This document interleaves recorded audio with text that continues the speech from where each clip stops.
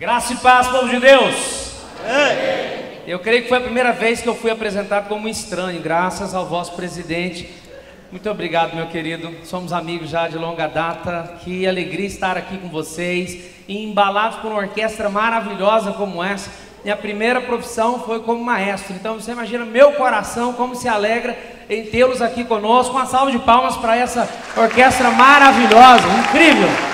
Também quero saudar a todos os pastores, os nossos amigos. E eu creio que nós estamos aí numa das, se não a melhor convenção batista do nosso Brasil, que é a convenção sul-mato-grossense. Aqui eu me sinto muito bem. Aqui é uma convenção de amigos, de pastores amigos, de um povo feliz, um povo alegre. Isso tem gerado ciúmes por onde eu passo, porque cada vez que eu venho aqui, eu fico um pouco mais amoroso, mais caloroso e mais estranho. Eu acho que essas coisas de estranho pegam. Mas, enfim, também quero agradecer a Deus, não só pela vida do pastor Oséias, pelo convite, mas também pela vida do pastor Paulo, que tem sido já um amigo já de longa data também, tenho aprendido muito com ele. Agradecer a Deus pela vida do pastor Melquisedeque, o anfitrião dessa casa. E também trago um abraço do pastor William Salgado, que por tanto tempo serviu aqui nessa convenção. E agora eu tenho o desafio de ser pastor dele. Então vocês olhem por mim, porque na verdade ele é que tem que me pastorear, tendo em vista que eu sou estranho. Mas enfim, deixa esse negócio de estranho para lá. Trago também um abraço da nossa Convenção Batista do Estado de São Paulo. Sintam-se abraçados por mais de 1.700 igrejas. Trago um abraço também da nossa Igreja Batista Central de Paulínia. Igreja essa que foi plantada na sala da minha casa. Meu pai foi o primeiro pastor dessa igreja e depois de 30 anos na presidência dessa igreja, por motivos de enfermidade da minha mãe, ele deixou a presidência e no processo de sucessão pastoral, preferiram um estranho. E enfim, cá estou eu, mentoreando estranhos por toda a nossa nação. Também trago um abraço da América Latina, porque o projeto de mentoria está crescendo assustadoramente no Chile, na Nicarágua, na Costa Rica, na Venezuela, e o meu coração se alegra em poder estar aqui, inclusive na divisa do Paraguai, do qual já soube que amanhã eu devo fazer evangelismo ali, num shopping, alguma coisa que tem por ali. Então, orem pela minha esposa para que o Senhor esteja com ela aí, para que não aconteça nada comigo. Falando em esposa, é um milagre minha esposa estar aqui. Minha esposa, ela foi acometida de um problema de saúde muito sério na época da pandemia. Ela ficou com 90% do pulmão comprometido, teve um diagnóstico muito difícil de Parkinson aos 48 anos de idade, de clonos.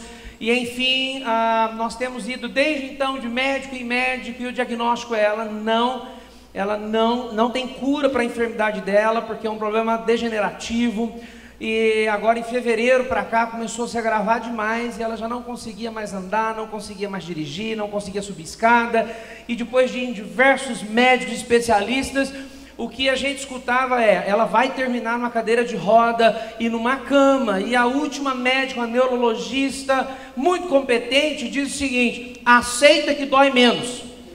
E quando nós saímos de lá, eu entrei no carro, eu disse assim para ela: você não vai aceitar nada, porque o nosso Deus, ele pode curar, ele tem poder para curar. Se ele não quiser curar também, está tudo bem, nós vamos continuar servindo, nem se for na cadeira de roda. Mas o fato é que eu creio que ele tem algo muito maior para você. E enfim, tem um mês e pouco que a Miriam começou um tratamento com algumas injeções, caríssimo. Inclusive estou pensando em fazer uma vaquinha aqui no final, mas deixa isso para lá, brincadeiras à parte.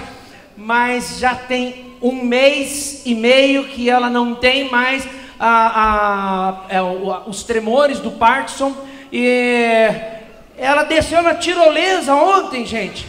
Ela desceu na tirolesa ontem e ela pregou hoje aqui. Então eu louvo o nome do Senhor pela vida dela. Eu quero agradecer essa convenção também por me proporcionar vir com a minha esposa e com o meu filho, porque já estou longe do meu filho mais velho há 3 anos ele também é a terceira geração de vocacionado. Meu pai é pastor, eu sou pastor, e o meu filho também foi vocacionado, está nos Estados Unidos, morando em Dallas, fazendo seminário no Southwestern Baptist College, e é tão difícil a gente ficar longe da família. Então hoje, quando eu desci do voo e a gente veio no carro, na estrada, eu olhando meu filho ao lado, minha esposa ao lado, isso traz para nós uma grande alegria. Então obrigado pelo carinho que vocês têm nos tratado, pelo amor que tem demonstrado por nós, faz toda a diferença. Queridos, hoje à tarde nós ministramos para os pastores, num momento muito oportuno, onde nós relembramos o nosso chamado, e eu quero ficar nessa narrativa, ou nessa linha, nessa ideia, falar todos esses dias, relembrando um pouquinho do nosso chamado como pastores, do nosso chamado como cristãos. E nós falamos sobre as 3 coisas que todo pastor deve fazer, porque infelizmente o tempo vai passando, a gente vai assumindo novas responsabilidades, e muitas vezes responsabilidades que não é da nossa pasta, e a gente faz tudo menos as 3 coisas, que é ter uma vida de oração, é ter uma vida de leitura e ministração da palavra, e é ter uma vida formando líderes. Então, se você tem o seu pastor, por favor, alivie a carga dele, deixa ele com tempo mais livre, para que ele possa ter tempo com Deus na oração, tempo com Deus na palavra, e treinando líderes, porque foi assim com Moisés, foi assim com Jesus, foi assim com os discípulos, foi assim com o apóstolo Paulo e seus discípulos, que foram plantadores de igrejas por tantos lugares. Então hoje eu creio que, se nós voltarmos à essência do nosso chamado, a começar pela liderança, que somos nós, pastores, eu creio que nós vamos ter um imenso resgate. Quero convidá-lo a abrir a sua Bíblia em Marcos capítulo 1, e para essa primeira noite eu gostaria de considerar o tema chamados para viver o Evangelho na prática. Chamados para viver, muito obrigado, o Evangelho na prática. Esse é um texto conhecidíssimo, e eu acredito que você já deve ter escutado alguns sermões nesse texto de Marcos capítulo 1, a partir do verso 14, mas sempre é bom relembrar, e o texto é um pouquinho extenso, então abra sua Bíblia por gentileza, que diz assim: depois que João foi preso, Jesus foi para Galiléia proclamando as boas novas de Deus. O tempo é chegado, dizia ele, o reino de Deus está próximo, arrependam-se e creiam nas boas novas. Andando à beira do mar da Galiléia, Jesus viu Simão e seu irmão André lançando redes ao mar, pois eram pescadores. E disse Jesus: sigam-me, e eu os farei pescadores de homens. No mesmo instante, eles deixaram as suas redes e o seguiram. Indo um pouco mais adiante, viu num barco Tiago, filho de Zebedeu, e João, seu irmão, preparando as suas redes. Logo os chamou, e eles o seguiram, deixando Zebedeu, seu pai, com os empregados no barco. Eles quem? Os discípulos e Jesus foram para Cafarnaum. E assim que chegou o sábado, Jesus entrou na sinagoga e começou a ensinar. Grave essa palavra, ensinar. Todos ficavam maravilhados com seu ensino, porque eles ensinava como alguém que tem autoridade e não como os mestres da lei. Justamente naquela hora, na sinagoga, um homem possesso de um espírito imundo gritou: o que queres conosco, Jesus de Nazaré? Viestes para nos destruir? Sei quem tu és, o Santo de Deus. Cala-se e saia dele, repreendeu Jesus. O espírito imundo sacudiu o homem violentamente e saiu dele gritando. Todos ficaram tão admirados que perguntavam uns aos outros: o que é isso? Um novo ensino, e com autoridade, até aos espíritos imundos ele dá ordens e eles lhe obedecem. As notícias a seu respeito se espalharam rapidamente por toda a região da Galiléia. Logo que saíram da sinagoga, foram com Tiago e João na casa de Simão e André. A sogra de Simão estava na cama, com febre, e falaram a respeito dela a Jesus. Então ele se aproximou dela, tomou-a pela mão e ajudou-a a levantar-se. Veja o envolvimento relacional de Jesus. Ele poderia ter dado apenas uma ordem, mas ele se envolve. A febre a deixou e ela começou a servi-los. Ao anoitecer, depois do pôr do sol, o povo levou a Jesus todos os doentes e os endemoniados. Toda a cidade se reuniu à porta da casa e Jesus curou muitos que sofriam de várias doenças. Por que ele não curou todos? Porque ele não quis. Que ele é soberano. Essa mania da gente dar ordem para Deus se acabar. Ele cura quem ele quer, a hora que ele quiser. Sabe, tem hora que a cura vai glorificar ainda mais o nome dele. Tem hora que por ele não curar, e a reação que nós vamos ter em não sermos curados, e ainda assim continuarmos adorando o nome do Senhor, o nome dele vai ser glorificado. Isso me faz lembrar quando meus pais perderam 5 filhos e sobrou só eu. Isso me faz lembrar quando meu irmão Daniel estava no caixão e meu pai celebrava o culto fúnebre do Daniel, e então naquela tarde ele disse: olha, se a morte do meu filho servir para vidas nascerem para um plano espiritual, valeu a pena a partida do meu filho para o reino eterno, do qual eu vou encontrar com ele um dia. E ele fez apelo, e dezenas de pessoas entregaram a vida ao Senhor Jesus, e a nossa igreja começou, fruto de um funeral. O nome dele é glorificado. Por isso ele cura quem ele quer, a hora que ele quer. Também expulsou muitos demônios. Não permitia, porém, que estes falassem, porque sabia quem ele era. Quer dizer, não ficou aquela entrevista de demônio. De madrugada. Que hora, gente? De madrugada, quando ainda estava escuro, Jesus levantou-se, saiu de casa e foi para um lugar deserto, onde ficou orando. Simão e seus companheiros foram procurá-lo, e ao encontrá-lo, disseram: todos estão te procurando. Jesus respondeu, ou melhor, não respondeu, né? Vamos para outro lugar, para os povoados vizinhos, para que também lá eu pregue. Foi para isso que eu vim. Então ele percorreu toda a Galileia, pregando nas sinagogas e expulsando os demônios. Um leproso aproximou-se dele e suplicou-lhe de joelhos: se quiseres, ó, soberania novamente, se quiseres, podes purificar-me. Cheio do quê?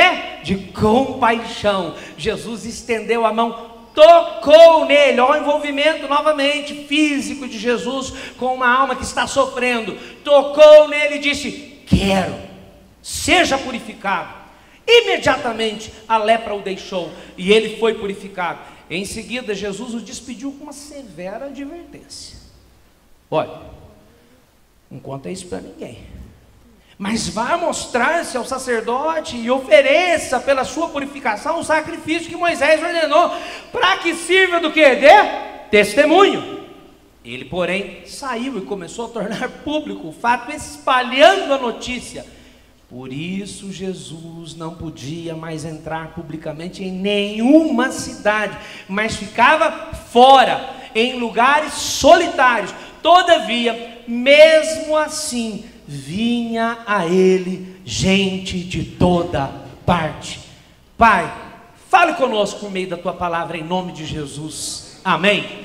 Queridos, esse é um texto clássico, aonde o Senhor Jesus chama os seus discípulos, aonde o Senhor Jesus distribui funções ministeriais aos seus discípulos, e muitos de nós, por algum motivo, por algum engano, temos entendido que nós só devemos fazer algumas coisas se nós tivermos algum tipo de dom espiritual. É claro que com dom espiritual você pode fazer algo melhor, e é aquilo que você faz de melhor.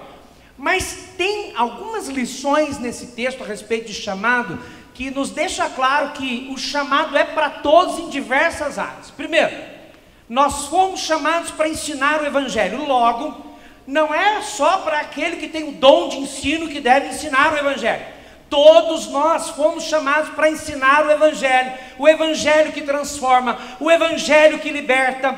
Cada um de nós, quando entregamos a nossa vida ao Senhor Jesus, Temos um desafio, passar para frente, passar para a próxima geração, principalmente não só pelo ensino da palavra lida ou de forma oral, mas exemplificada. Veja comigo o verso 22, olha que interessante. Todos ficavam maravilhados com o seu ensino, porque eles ensinavam como alguém que tem autoridade e não como os mestres da lei. Aqui nós encontramos uma ação e uma reação. Qual é a ação? A ação é que Jesus não ensinava de qualquer jeito. Qual que era a diferença do ensino de Jesus? Ele ensinava com autoridade. E por que Jesus ensinava com autoridade? Será que ele tinha mais conhecimento, tinha um conhecimento diferente daqueles homens que conheciam a lei, que eram letrados, que eram doutores da lei? Pelo entendimento do texto, e quando você analisa o Novo Testamento, fica claro que Jesus nunca ensinou uma coisa que ele não viveu. Então a autoridade vem de nós vivermos aquilo que nós ensinamos. Logo, se nós estamos ensinando a respeito de família, temos que viver uma família à luz do Evangelho. Se nós estamos ensinando alguém a orar, nós temos que ser uma pessoa de oração. Se nós estamos ensinando alguém a discipular, nós devemos ser os primeiros discipuladores. Jesus nunca ensinou alguém a fazer algo que ele próprio não tenha feito primeiro. Mas também houve uma reação. Qual foi a reação? Todos ficaram maravilhados. Eu quero fazer algumas indagações para nós hoje, nessa noite. Eu creio que seria bom pegarmos algumas perguntas. Primeiro, nós temos ensinado o Evangelho por onde nós passamos? Nós temos aproveitado a oportunidade, e aqui eu preciso abrir o meu coração com vocês, porque eu tenho 47 anos, nascido, criado, envelhecido na igreja. Filho de pastor, não sou ex-nada, nunca matei, nunca roubei, nunca fumei, nem ex-gordo, porque eu estou tentando emagrecer há muito tempo. Mas enfim, não sou ex-nada. Nunca passei um dia longe do meu Senhor. Porém, preciso confessar um pecado. Por muitos anos, até os 40 anos de idade, não faz muito tempo, apenas 7 anos, eu confesso a vocês que eu ensinava o Evangelho do púlpito. Eu não criava relacionamentos intencionais, eu não discipulava pessoas, eu me orgulhava em dizer que eu não tenho um amigo não crente. Até que o meu discipulador disse o seguinte: parabéns, perdão pela palavra, você é um idiota, disse ele, fecha aspas. Porque se você não se relacionar com a sociedade que não conhece a Cristo, como você vai ensinar o Evangelho? Como eles vão se converter? E então ele fez a segunda pergunta para mim: você já parou para pensar quantas pessoas você batizou que você ganhou para Jesus? Nós batizamos ao longo de 38 anos 2.900 pessoas na nossa igreja. E eu parei para fazer umas contas até aquele dia, nenhuma pessoa que eu batizei era fruto de um ensino, de um discipulado direto meu. Eu estava fazendo bonito com o chapéu dos outros. Até que o Senhor me resgatou. E gente, agora eu estou evangelizando, ensinando, fazendo relacionamento discipular até com o poste da rua. Desde então, eu comecei a fazer amizade por onde eu passo. Desde então eu comecei a colocar em prática, a exemplo do Senhor Jesus, que ele não perdia tempo. Por onde ele passava, ele estava ensinando o verdadeiro Evangelho. Mas tem mais uma pergunta dentro desse ponto. Quando nós ensinamos, qual é a reação das pessoas? Eles falam assim: uau, quem é esse homem? Da onde esse homem veio? Quem é essa mulher? Porque é isso que nós temos que gerar no coração de alguém, não por força do teatro, mas por força da autoridade que nós vivemos, de uma vida ilibada, de uma vida aos pés do Senhor, do qual nós podemos ensinar qualquer matéria, e daquela qual nós não vencemos, podemos estar buscando vencê-la, pelo poder do nome de Jesus. Aí vem a última pergunta: o nosso ensino então se assemelha ao ensino de Jesus, ou ao ensino dos mestres da lei, dos fariseus? É uma coisa para se pensar. Nós fomos chamados para ensinar, e ensinar com autoridade. e para o Senhor Jesus Cristo salvar o Mato Grosso do Sul, nós precisamos colocar isso em pauta. Segundo lugar, fomos chamados para libertar os cativos. E quando a gente fala essa palavra libertação, parece que alguns se arrepiam e ficam um pouco preocupados, será que esse homem vai falar? É isso mesmo, libertação. E se você observar, o verso 23 causa estranhez, porque a primeira coisa que me chama a atenção é o local onde estava o endemoniado. Onde era? Na Assembleia da Convenção, no culto, no templo. Não, a gente precisa ser honesto. Todo mundo que está conosco, todo mundo que frequenta uma igreja, todo mundo que está nos cultos sistematicamente, já foram libertos, sim ou não? Não, nem todos. E às vezes nós tratamos como se tivessem sido. E aí nós vamos levantar os olhos, porque às vezes do lado de lá da mesa da nossa casa tem alguém que precisa de libertação. Do lado de lá da rua tem alguém que precisa de libertação. Do lado de lá da mesa do trabalho tem alguém que precisa de libertação. E apesar de eu ser estudante de psicanálise e gostar demais dessa questão da psicologia, psicanálise, psiquiatria, amo essa área, mas nós temos aberto mão de alguns princípios muito importantes. Enquanto alguns extremistas dizem que tudo é o diabo, outros extremistas que dizem que tudo é algo emocional. Eu preciso dizer para vocês que, de acordo com esse texto, tem gente que precisa de libertação no nosso meio. Tem uma cidade para ser liberta, tem um estado para ser liberto, e é no poder do nome de Jesus. Amém. E nós estamos mascarando com outras coisas. Nós vamos trazer em pauta novamente essa questão de fervor, de oração, de libertar essas vidas que estão aprisionadas. Eu poderia citar tantos outros nomes. O endemoniado de Gadareno, aquele homem se tornou um missionário, mas para ele se tornar um missionário lá em Decápolis, aquele homem, ele foi liberto das correntes. Há um ano atrás, meu pai foi chamado numa cidade onde está plantando uma igreja, porque ele não aposentou de jeito nenhum, ele já está plantando de igreja, a igreja dele já está com 260 pessoas, e lá na roça. E meu pai foi chamado, e era um senhor, um homem, conhecedor da palavra, e ele estava dentro do cemitério, desenterrando defunto. Aquele homem foi liberto naquela noite. Aquele homem hoje faz parte do corpo de liderança da igreja onde meu pai pastoreia. Aquele homem agora está fazendo seminário teológico batista, e aquele homem será um pastor, mas ele precisou passar pelo processo de libertação. Batista da Gema prega e promove libertação.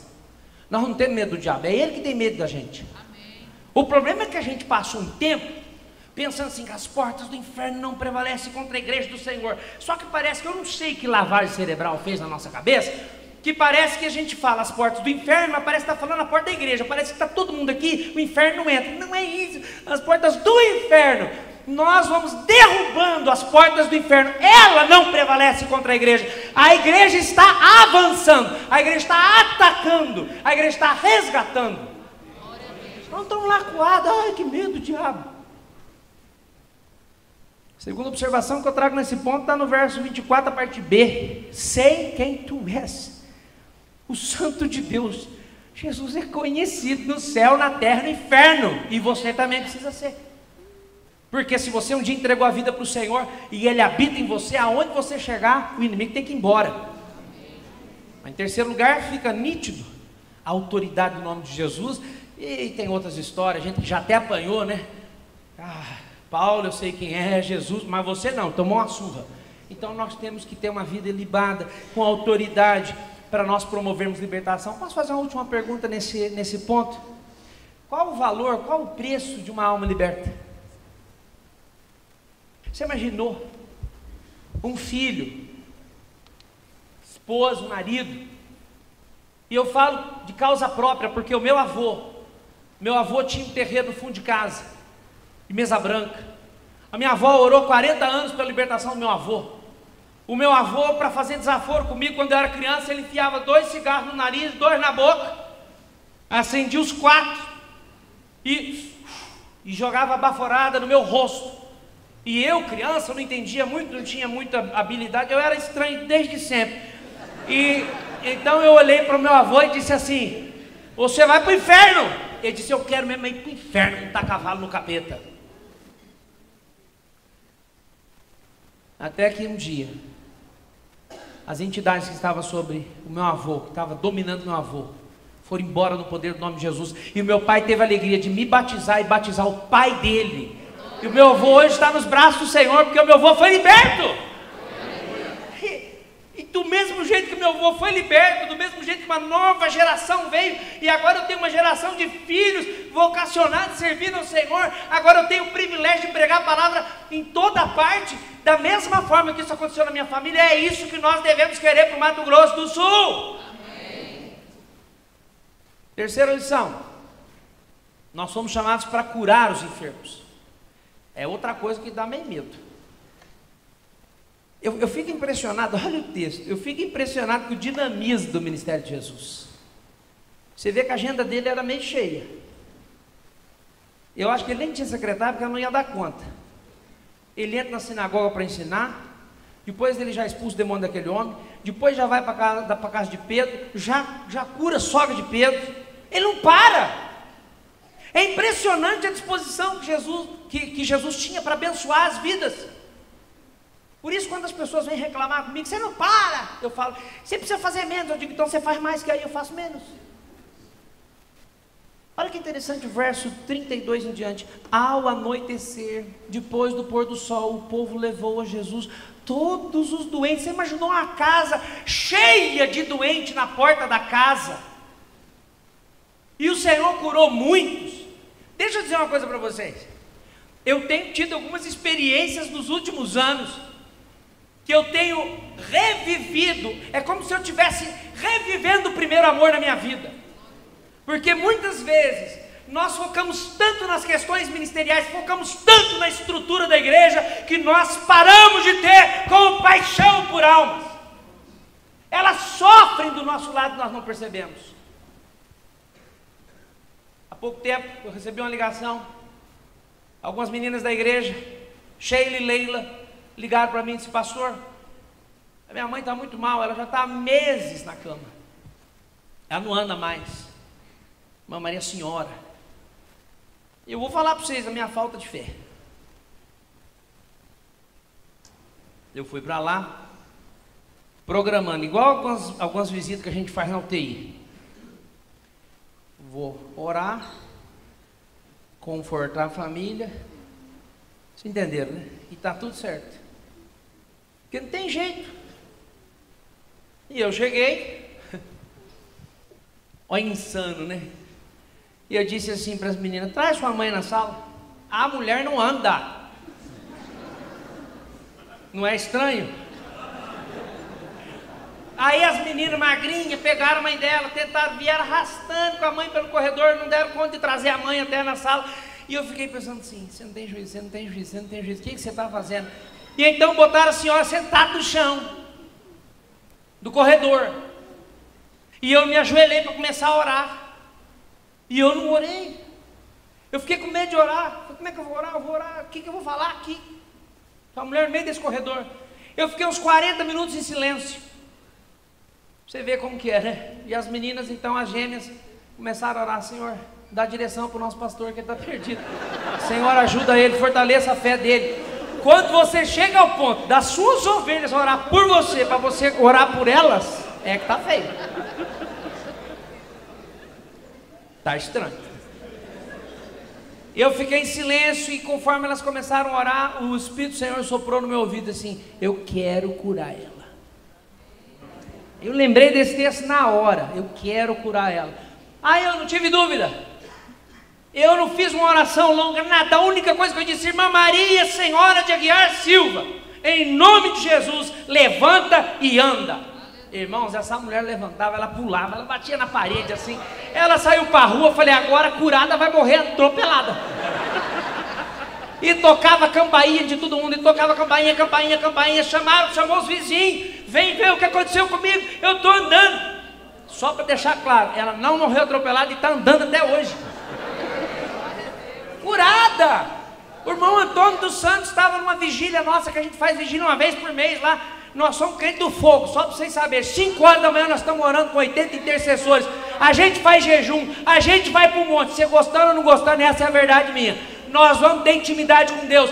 Retiro espiritual de 1, 2, 3, 4, 5 dias, orando na presença do Senhor, buscando o Senhor direção. Sabe por quê? Porque o Senhor ainda faz, Ele ainda pode. E tem muitas pessoas que Ele cura, e por testemunho da cura dessas pessoas, elas conhecem o Deus verdadeiro, que pode curar algo muito mais sério: a alma, o espírito, o coração, e dar a vida eterna. O Antônio dos Santos estava lá sentado na primeira cadeira. Há muitos anos ele anda de muleta. E aí o Senhor disse: eu quero. Chamei o pastor Rodrigo. Ninguém viu, porque essas coisas não precisa fazer espetáculo. Ninguém viu, só eu e ele, todo mundo orando lá, quietinho, cada um na sua dupla, no seu grupo. Eu orei no irmão Toninho. Rodrigo orou com o irmão Toninho. O irmão Toninho não levantou e não andou. Eu fiquei meio abatido. Eu falei: puxa vida, a irmã Maria Senhora foi uma belezinha, irmão Toninho. O que aconteceu? Mas tá bom, continuamos orando. Passou um domingo, no outro domingo o irmão Toninho estava vindo a pé para a igreja. Aí eu olhei e falei: rapaz, cadê a muleta do homem? Ele andando, ele fazia assim, ó, de longe. O irmão Antônio, ele anda alguns quilômetros para vir na igreja. Ele não perde um culto mais, porque o osso que ele não tinha no joelho nasceu. O que faz nascer um osso? Agora, isso é só da época de Jesus? Isso é só para a igreja primitiva? Não, é para o Mato Grosso do Sul e para os batistas. Para hoje. Oxe, por que não? Então, lembre-se, nós somos chamados para curar os enfermos. Mas lembra, a autoridade é dele. Gostei da sua palavra, professor. A glória é para o nome dele, a honra é para o nome dele. Eu preciso aprender a falar pouco, igual a senhora, que falou um pouco mais bonito. Enfim, não é sempre que ele vai curar, não é sempre que ele vai fazer, mas é sempre que ele tem que ser glorificado. Nada desse negócio de eu determino, eu mando, manda nada. Quarta lição que nós traímos do texto está no verso 35. Nós fomos chamados para interceder pelos aflitos. O que é interceder? Orar, clamar, levar a causa dos aflitos, dos oprimidos diante do Senhor. Meus queridos, olha aqui verso 35. De madrugada. Vocês perceberam o que antecede o texto? Ó, depois de um dia intenso de trabalho, trabalhou, ensinou, libertou, curou, foi dormir tarde. E aí, os discípulos levantam, onde é que está o homem? De madrugada, quando ainda estava escuro, Jesus levantou-se, saiu de casa e foi para um lugar deserto. Jesus deixou o celular em casa, não olhou o WhatsApp, não foi no Instagram, não ficou perto da família, não tinha ninguém batendo na porta. Vocês estão entendendo por que eu falo de você se retirar? Não, vou falar com todas as letras, não tem nada místico no monte. O que tem na natureza ou no lugar que você pode separar, sabe o que é? Não tem ninguém te chamando, celular não pega, nada pega, ninguém te chama, filho não entra, mulher não fala, ninguém. Você tem um tempo para Deus. Vai estudar a história dos avivalistas, estuda a história de Billy Graham, um grande homem de Deus. Mude, era um povo que levava o ministério no joelho, na oração. Então nós precisamos clamar pelo povo. Eu fico abismado, os pais me chamando: pastor, ore pelo meu filho. Eu falei: você já orou? Não. Quer dizer que eu tenho que amar seu filho mais do que você? Que mundo nós estamos vivendo? Que a gente vem para a igreja, que a gente toca, que a gente canta, que a gente levanta a mão, e isso tudo é bom. E eu até dou uma dançada, porque eu sou filho de italiano. Adoro estar na presença do Senhor, amo pular na presença do Senhor. Quem foi no Multiplique sabe, aliás, estão todos convidados. Em novembro vai ter Multiplique, eu vou estar cuidando da adoração lá, está garantida a festa. Mas é muito mais do que isso. É muito mais do que isso. Nós precisamos ter compaixão das pessoas, nós precisamos interceder pelas pessoas. O nosso coração precisa pegar fogo pelas pessoas. Tem coisa que só oração resolve, não, tudo se resolve na oração. Não se faz um sermão sem oração. Não se dá aula sem oração. Não tem salvação sem oração. Meu Jesus, o que aconteceu com os discípulos? Antes dos discípulos começarem a pregar o evangelho, antes eles cumprirem o ID, antes eles cumprirem a grande comissão de Mateus 28, o que eles ficaram fazendo? Aproximadamente 10 dias, orando, se preparando. E Pedrão levantou lá e pregou aquele sermão poderoso. Quase 3.000 almas se renderam aos pés do Senhor Jesus e foram batizados. Convenção Batista do Mato Grosso do Sul. Jesus será conhecido se nós nos tornarmos, cada batista aqui, intercessor. Ore pela sua família, ore pelos seus vizinhos, ore pela sua cidade, ore pela sua pátria, ore pelo seu estado. Nós precisamos orar, porque a gente ama aquilo que a gente ora. Ore pelas suas ovelhas. Os pastores de hoje não oram nem pelo rebanho. Estava falando isso hoje à tarde. Eu me lembro do meu pai. Eu levantava 4 horas da manhã. Meu pai estava lá de joelho. Meu pai tem um livrinho, rol de membros da igreja. E não são só os membros da igreja, não. Membros e os filhos e a esposa. Quem não era membro também está lá no livrinho dele, porque é alvo de oração. Todo dia, desde que eu me entendo por gente, até hoje, com 74 anos de idade, o meu pai se levanta de madrugada, ele se ajoelha aos pés do Senhor, e ele ora família por família, membro por membro, ele divide um tanto na segunda, um tanto na terça, um tanto na quarta. Por isso que ele sabe o nome completo de todo mundo. E ele encontra com a pessoa no domingo e fala: orei por você, orei por você, orei por você, orei por você. Como que você acha que uma pessoa como meu pai batizou 2.900 pessoas em 38 anos? Oração.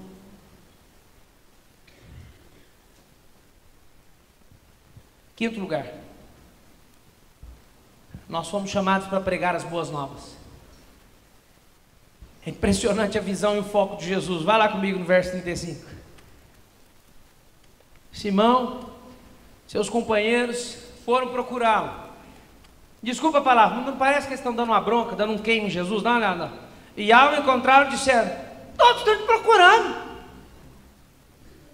Quando eu leio o texto, dá a impressão que estava assim: por que mandou o senhor sair sem avisar a gente? Onde o senhor estava? O senhor não passou nem um WhatsApp, você está doido? Não deixou nem um papel em cima da mesa?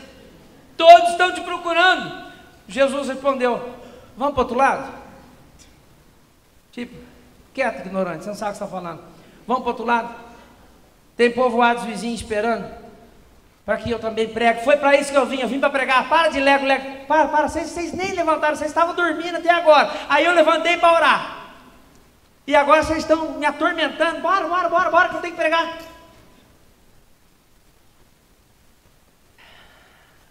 Então, ele percorreu toda a Galileia, pregando nas sinagogas, expulsando os demônios. Eu fiz um pacto com o Senhor. Minha mãe, ela teve rubéola quando ela estava grávida de mim. E ela já tinha perdido os meus irmãos. E ela disse: esse aqui é o filho da promessa. E assim como Samuel, eu vou entregar o meu filho. Assim como Ana entregou Samuel, eu vou entregar o meu filho. Esdras significa aquele que ajuda, socorro. Aquele que deixou o povo em pé e ele pregando. Lembra? Vocês estão sentados, então se alegrem. Eu vou consagrar o meu filho para ser pregador do Evangelho. E quando eu tive consciência disso, eu digo para o Senhor: todos os dias da minha vida vão ser para pregar o Evangelho. Todos os dias, onde o Senhor me mandar. Meu primeiro sermão foi com 8 anos de idade, Jeremias capítulo 18. E desde então eu tenho pregado toda semana, desde os 8 anos de idade. E com muita alegria. Sabe por quê? Eu tenho pressa que as pessoas conheçam o nome do Senhor. Você imaginou se todos nós fizermos isso? Se a gente fizer uma força-tarefa nesse estado, se a gente pregar o Evangelho que transforma, que liberta? Vocês já imaginaram o rebuliço santo que a gente vai ver? Mas o que eu tenho visto hoje é uma geração preguiçosa.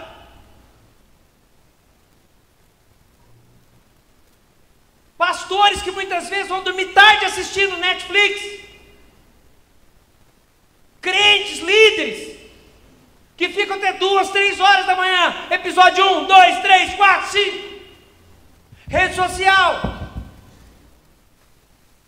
E depois vai acordar 9 horas da manhã, 10 horas da manhã, até tomar café e leva a filha na escola, volta a filha na escola, deixa, o Senhor não te chamou, pastor, o Senhor não te chamou para ser Uber. O Senhor te chamou para pregar o Evangelho. Vai dormir cedo e vai acordar de madrugada. Vai orar, vai estudar a palavra. Prega a palavra. Agora, igreja, siga o seu pastor. Vai dormir cedo também. Vai acordar de madrugada também. Por que é só eu que tenho que fazer isso? Vocês também têm, ué. Que isso? Vamos, para a gente ter energia para pregar o Evangelho. Ninguém fica assistindo, sério, está cheio do Espírito Santo para expulsar demônio na rua, não, minha gente. A gente nem vê o endemoniado, dá cumprimento, abraça. Ó, foi para isso que eu vim. Pega a parte B do verso 38. Foi para isso que eu vim. Nós não podemos perder o foco. Eu vou dar uma notícia para vocês aqui. Vocês encarem como vocês quiserem. Pode ser uma notícia, pode ser o pessoal que quer encarar como uma profecia, tá tudo certo. Nós, batistas brasileiros, iniciamos um processo de avivamento. Você decide vir junto ou não, porque o avivamento já chegou. Nós já estamos vivendo um avivamento. E em muitos lugares por onde eu passo no Brasil, o avivamento já chegou. Agora tem que chegar na sua vida também, na sua casa também. Sabe por quê, minha gente? O mundo está acabando. Eu preciso dar notícia do que está acontecendo. Está todo mundo vendo o que está acontecendo? Está chegando ao fim. E nós estamos perdendo tempo, discutindo vírgula. Meu Deus do céu. Não, porque eu não gostei. Não, porque eu fulano. Não, porque a igreja do outro. Não, porque roubaram meu membro. Meu Deus do céu. Se roubaram o seu membro é porque você sabe fazer membro. Roubaram meu pastor é que você sabe ordenar pastor. Se alegra, vai entregando. Vai, quem quer levar? Quer levar mais? Vou ganhar mais para Jesus. Para de conversa. Sexto lugar, só tem 24, mentira, estou chegando no final. Sexto lugar, fomos chamados para testemunhar da transformação. Olha lá, o leproso, depois de Jesus ter curado o leproso, veja o que ele diz, ó, conta nada para ninguém. Ele faz o quê? Conta para todo mundo. Agora veja, isso sim é estranho. Eu gostei, você me deu uma deixa, eu precisava dessa deixa. Eu estava meio acanhado, porque eu sou uma pessoa meio tímida, mas muito obrigado. Mas enfim, veja que estranho, Jesus pega e fala para aquele homem assim, ó, conta para ninguém. Ele vai e espalha para todo mundo e o nome do Senhor é conhecido a ponto de Jesus não conseguir mais andar na cidade. Aí Jesus fala para nós, conta para todo mundo. E a gente... E depois eu que sou estranho. Conta para todo mundo. Abençoado, conta para todo mundo, conta de onde você veio, conta o que o Senhor fez na sua vida, testemunhe, sai dessa amargura, se alegra, para com esse negócio de, ó céus, ó vida, ó azar, como é difícil ser crente, ai, como é difícil ser pastor, que difícil ser pastor, vai fazer outra coisa, vai ser pedreiro, vai ser carpinteiro, vai ser médico, vai ser outra coisa. Porque se está difícil é porque você não é chamado. Porque para quem tem chamado, ele encara. E o crente que é crente, ele encara. Agora meia boca ele fica...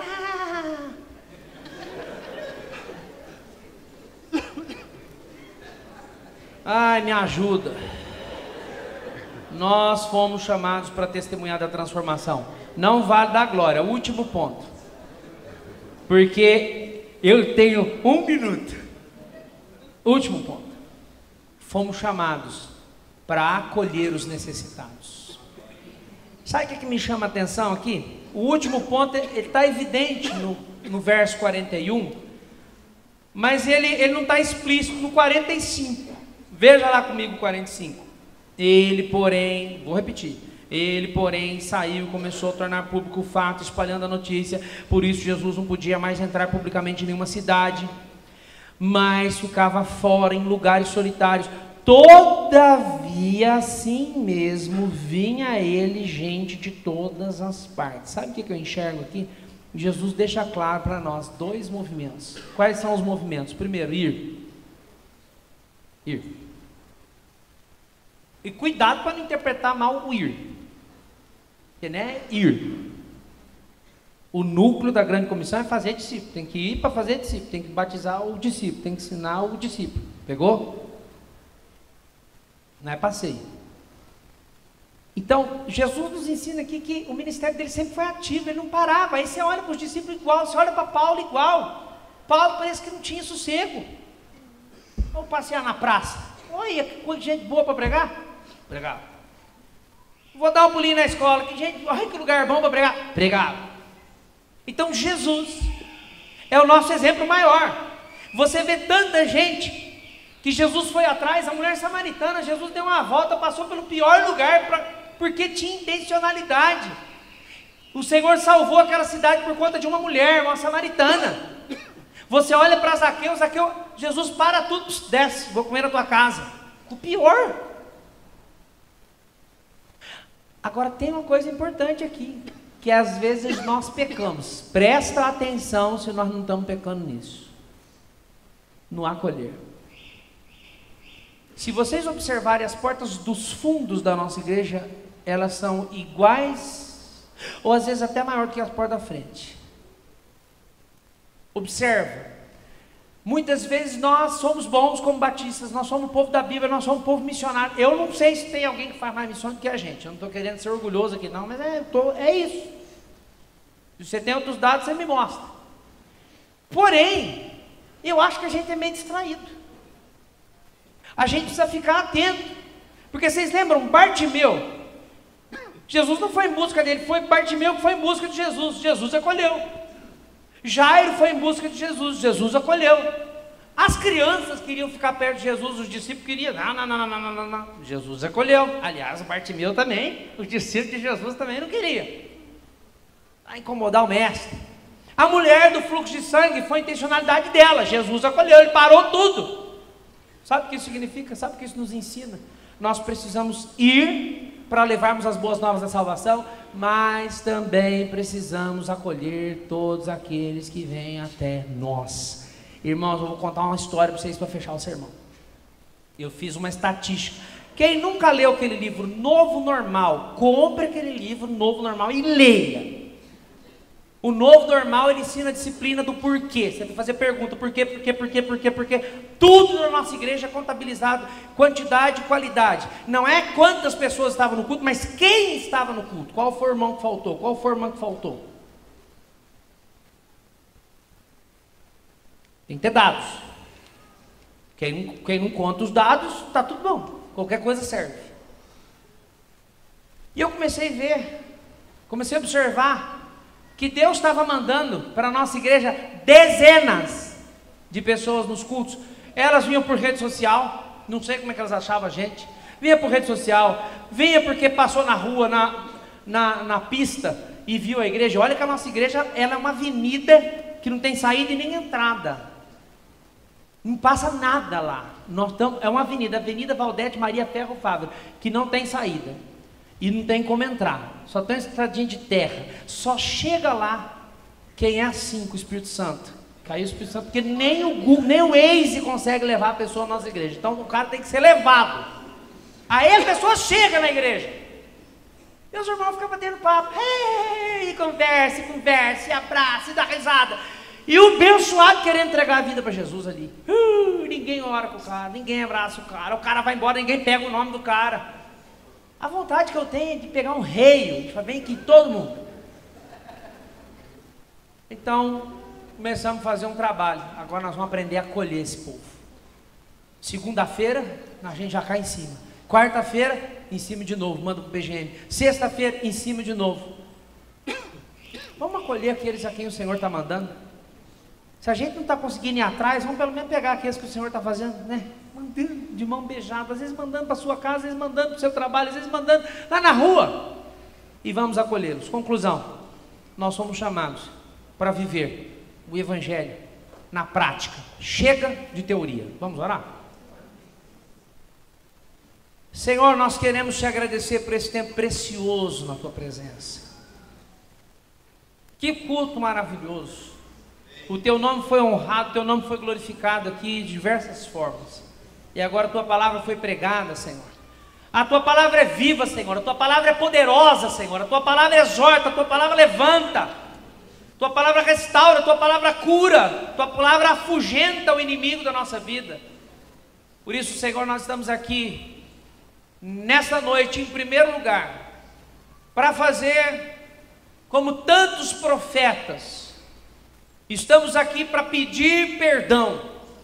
Pedimos perdão em nosso próprio nome, pedimos perdão em nome da nossa família, pedimos perdão em nome da nossa igreja local, pedimos perdão em nome da nossa cidade, pedimos perdão em nome da nossa convenção, porque nós estamos distraídos, Senhor, distraídos com tantas coisas, e a principal coisa muitas vezes nós não estamos fazendo.